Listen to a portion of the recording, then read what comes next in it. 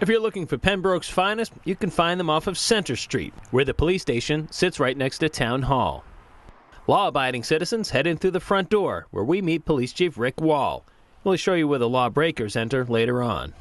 As you come into our lobby, we have the window, public service window to your right, and to my left we have the drug take-back RX box. In January of 2012, with the District Attorney Tim Cruz's office and Sheriff Joe McDonald from the Plymouth County Sheriff's Department, we instituted this drug take-back box. And I recommend any family go home, go through your cabinets, look for unused, unwanted drugs, prescriptions, and everything else. Make it a family project. Bring them in here, help your kids understand it's a good choice to get rid of these things when you don't need them. That's why it's here. The front lobby is open 24 hours a day for drug returns. The first stop on our tour is the dispatch center.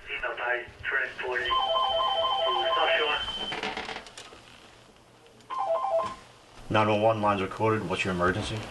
In 2014, they received over 12,000 service calls here, with nearly 1,900 of those 911 emergency calls. Just across the hall, you'll find the officers doing that not-so-glamorous stuff, filling out reports.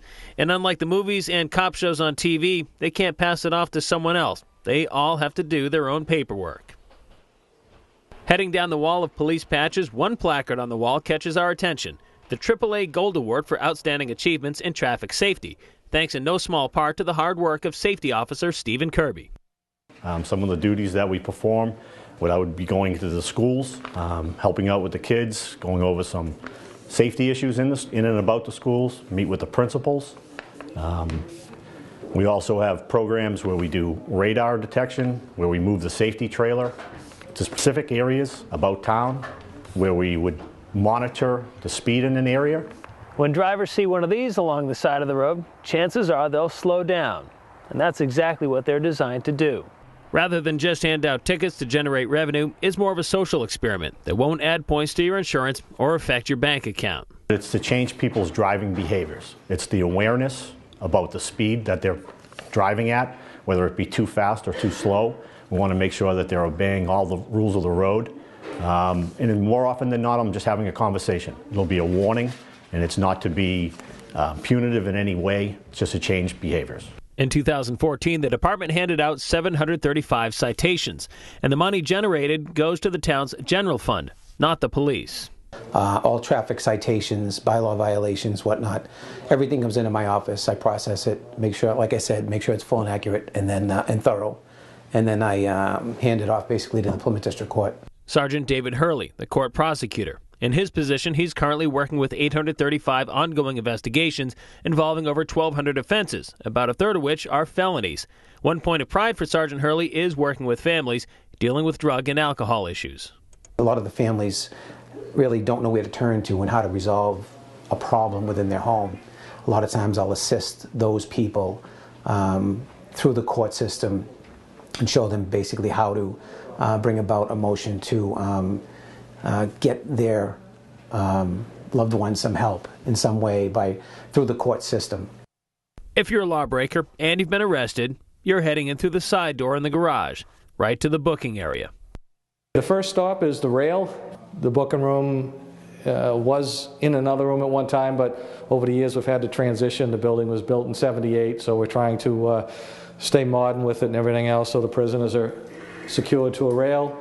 And on the other side of the window is the computers for the booking, plus the breath alcohol test machine. For the officer's safety, in the case of an OUI, there's a hole in the partition, and the breathalyzer tube is fed through the window to be administered.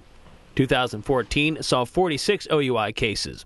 An OUI, of course, will land you a night in a cell, but not before you give your fingerprints, which is now done electronically. No more ink smudge. If you notice, the cells are the old-fashioned bars back in the late 70s. They were acceptable. They're covered with plexiglass now. We've had to add ventilation system in order for them to stay up to code.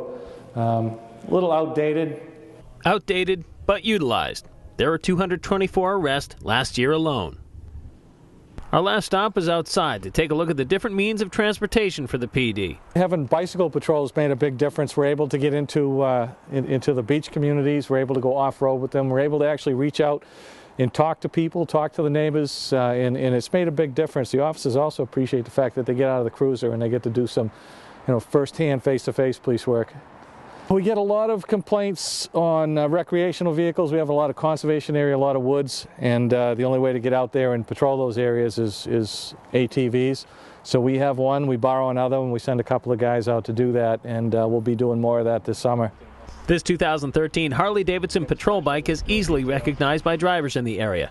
The only motorcycle on the force, it serves as a great traffic control tool when officers use it with handheld radar. Then there's the bread truck, the SEMLAC, or Southeast Mass Law Enforcement Council SWAT team van.